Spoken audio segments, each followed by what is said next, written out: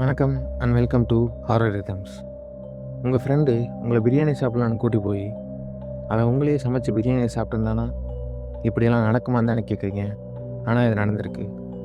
1981 ஜப்பானை சேர்ந்த ஒரு ஸ்டூடெண்ட் இசை சகாவா பாரிஸில் லிட்ரேச்சர் படிக்கிறதுக்காக வந்திருக்கான்.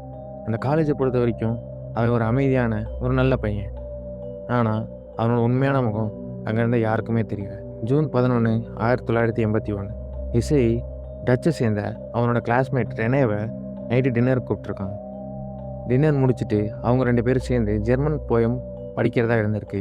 ஆனால் அவங்களுக்கு தான் இந்த கோர சம்பவம் நடந்திருக்கு. என்ன நடந்துச்சுன்னு தெரிஞ்சுக்கிறதுக்கு முன்னாடி இந்த மாதிரி பல இன்ட்ரெஸ்டிங் ஸ்டோரிஸ்க்கு நம்ம சேனலை ஃபாலோ பண்ணிக்கோங்க. அப்படி என்ன நடந்துச்சுன்னா, அவன் அந்த ஜெர்மன் போயம் படிக்கும்போது இவன் பின்னாடி இருந்து ஒரு ரைஃபிளை வச்சு அவளை போட்டு தள்ளிட்டான். போட்டு தள்ளது மட்டும் இல்லாமல் இன்னும் பல விஷயங்களை செஞ்சுருக்கான். அதெல்லாம் அந்த வீடியோவில் சொன்னால் பத்தாது. அதனால் பார்ட் 2ல பார்ப்போம்.